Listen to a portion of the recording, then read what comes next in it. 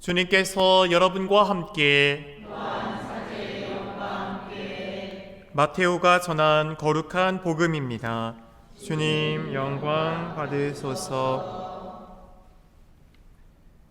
그때 예수님께서 군중과 제자들에게 말씀하셨다. 율법 학자들과 바리사이들은 모세의 자리에 앉아 있다. 그러니 그들이 너희에게 말하는 것은 다 실행하고 지켜라. 그러나 그들의 행실은 따라하지 마라. 그들은 말만 하고 실행하지는 않는다. 또 그들은 무겁고 힘겨운 짐을 묶어 다른 사람들 어깨에 올려놓고 자기들은 그것을 나르는 일에 손가락 하나 까딱하려고 하지 않는다. 그들이 하는 일이란 모두 다른 사람들에게 보이기 위한 것이다. 그래서 성구값을 넓게 만들고 옷자락 수를 길게 늘인다.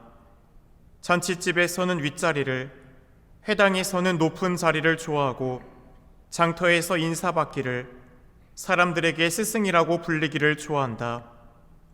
그러나 너희는 스승이라고 불리지 않도록 하여라. 너희의 스승님은 한 분뿐이시고 너희는 모두 형제다. 또 이 세상 누구도 아버지라고 부르지 마라. 너희의 아버지는 오직 한 분, 하늘에 계신 그분뿐이시다. 그리고 너희는 선생이라고 불리지 않도록 하여라. 너희의 선생님은 그리스도 한 분뿐이시다. 너희 가운데에서 가장 높은 사람은 너희를 섬기는 사람이 되어야 한다. 누구든지 자신을 높이는 이는 낮아지고 자신을 낮추는 이는 높아질 것이다.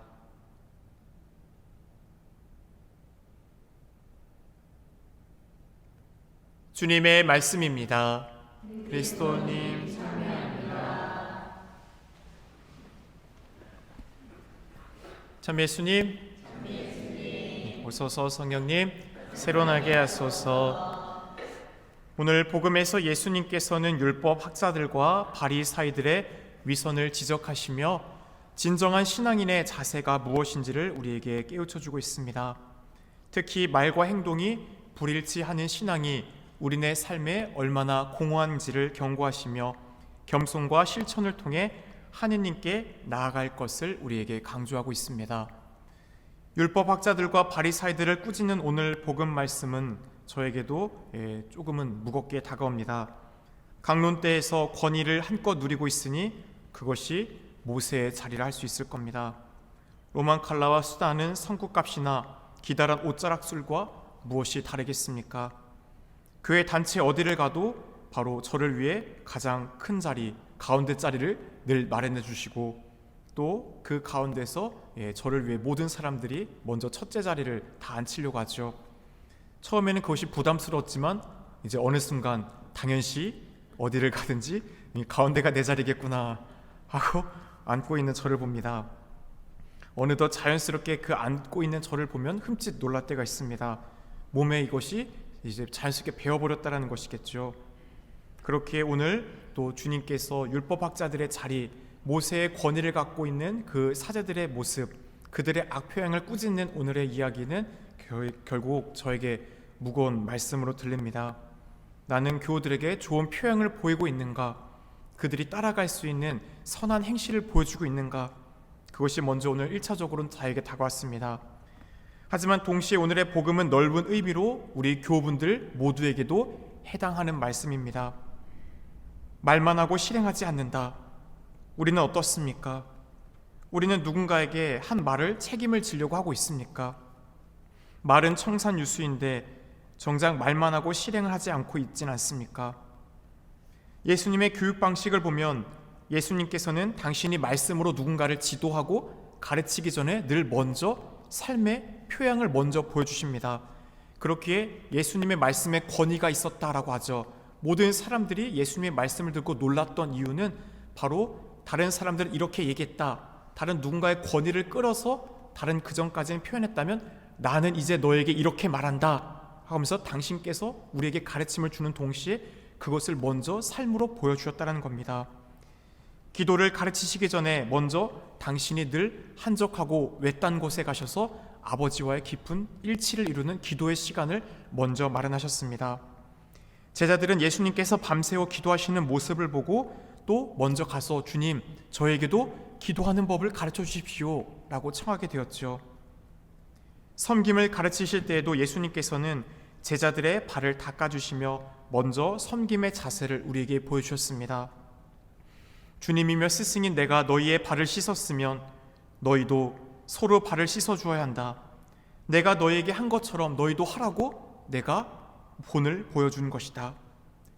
사랑에 대해서도 예수님은 이론적인 것이 아니라 바로 벗을 위하여 목숨을 바치는 것보다 더 큰 사랑이 없다라는 것을 그 새로운 새 계명을 우리에게 직접 보여주셨습니다. 내가 너희에게 새 계명을 준다.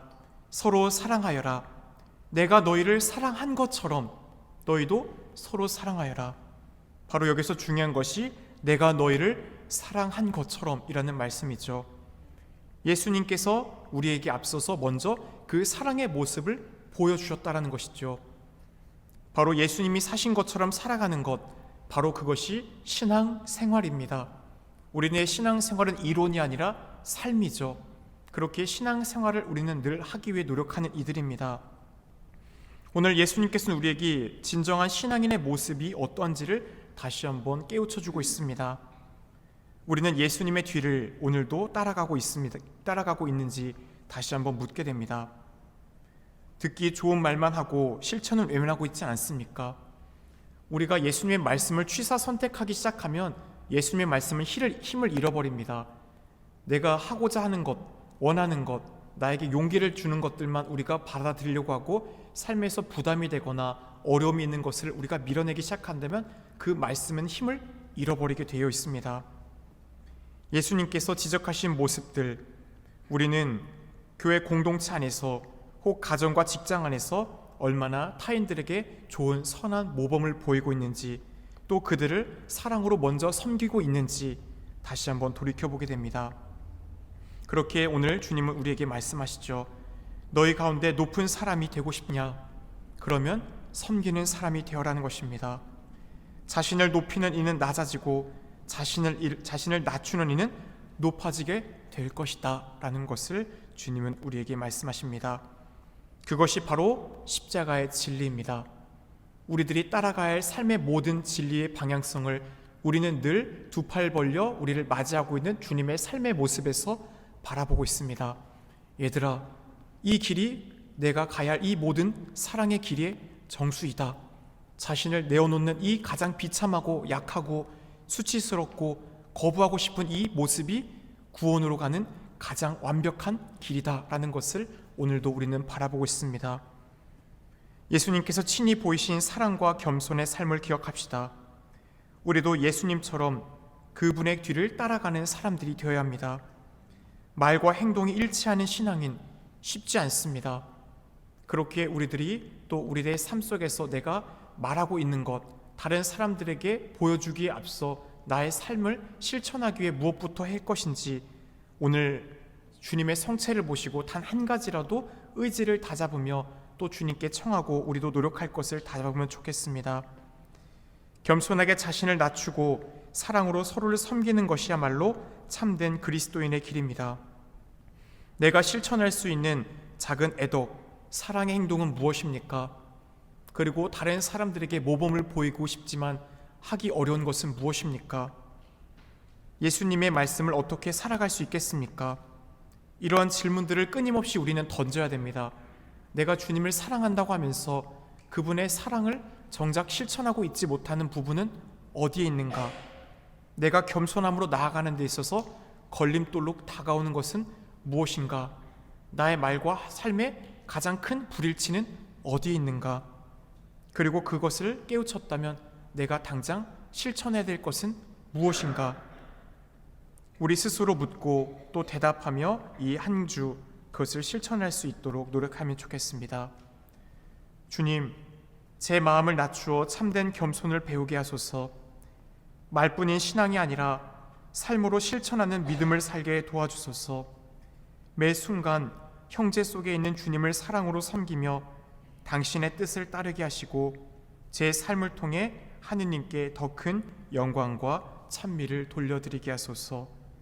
우리 주 그리스도를 통하여 비나이다. 아멘.